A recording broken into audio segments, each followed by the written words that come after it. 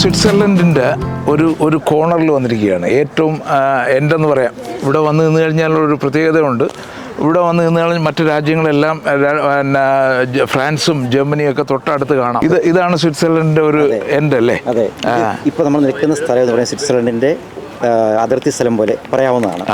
ഇവിടെ കാണിച്ചിരിക്കുന്ന ഈ ഒരു ഫ്ലാഗിൻ്റെയും ഈ സ്തൂപവും നോക്കിയാലേ ആ ഫ്ലാഗുകൾ കാണാൻ പറ്റും. സ്വിറ്റ്സർലൻഡ് ഫ്ലാഗ് ഒരു വശത്തേക്ക് ഇങ്ങോട്ട് കാണിച്ചിട്ടുണ്ട്. ഈ വശത്തേക്ക് കാണിച്ചിരിക്കുന്നത് ഫ്രാൻസ് ആണ്. അങ്ങേ സൈഡിൽ കാണിച്ചിരിക്കുന്നത് ജർമ്മനി. അപ്പോൾ ഈ 3 കൺട്രീസ് കോർണർ എന്നാണ് അറിയപ്പെടുന്നത്. ഇപ്പോൾ ജർമ്മനി പറയുകയാണെങ്കിൽ 3 ലാൻഡ്രൊക്കെ അല്ലെങ്കിൽ 3 കൺട്രീസ് കോർണർ. അപ്പോൾ നമ്മൾ ഇവിടെ നിന്ന് നോക്കിക്കഴിഞ്ഞാൽ 3 രാജ്യങ്ങളും ഒരേപോലെ നമുക്ക് കാണാൻ പറ്റും. അപ്പോൾ നമ്മൾ നിൽക്കുന്നത് സ്വിറ്റ്സർലൻഡിൽ, നമ്മൾ നിൽക്കുന്നത് നേരെ മുന്നോട്ട് നോക്കിക്കഴിഞ്ഞാൽ കാണുന്നത് ജർമ്മനിയാണ്. ഈ കെട്ടിടങ്ങളെല്ലാം ജർമ്മനിയാണ്.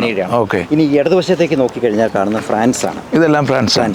അപ്പോൾ നമ്മൾ നിൽക്കുന്നത് ഈ വലിയ നദി എന്ന് പറയുന്നത് റൈൻ നദി 6 രാജ്യങ്ങൾ കവർ ചെയ്താണ് റൈൻ നദി പോകുന്നത്. ഇത് ഗ്രൗബണ്ടനിൽ ആൽപ്സിൻ്റെ ഒരു ഭാഗത്ത് നിന്നാണ് റൈൻ നദി തുടങ്ങുന്നത്. അവിടെ തുടങ്ങി 1320 കിലോമീറ്റർ ഒഴുകിയതിന് ശേഷം നെതർലാൻഡിലെത്തി അത് നോർത്ത് സീയിലാണ് അവസാനിക്കുന്നത്.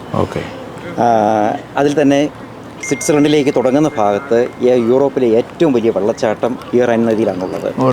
റൈൻഫാൾ എന്നാണ് അറിയപ്പെടുന്നത്. പിന്നീട് ഇപ്പോൾ ഇവിടെ നമ്മൾ നിൽക്കുന്ന സ്ഥലത്ത് ഷിപ്പുകൾ ധാരാളം വരുന്നതാണ്. നോർത്ത് സീ എന്ന് പറയുന്നത് അറ്റ്ലാന്റിക്കുമായി ബന്ധിപ്പിച്ച് കിടക്കുന്നതുകൊണ്ട് അറ്റ്ലാന്റിക്കിൽ നിന്ന് തന്നെയുള്ള ഷിപ്പ് കൊണ്ടുവരാനുള്ള എല്ലാ ചരക്ക് ഗതാഗതങ്ങളും സാധ്യമാകുന്നതുകൊണ്ട് ഈ രാജ്യങ്ങൾക്കെല്ലാം വലിയ ഒരു ഉപകാരമാണ് ഈ റൈൻ നദി.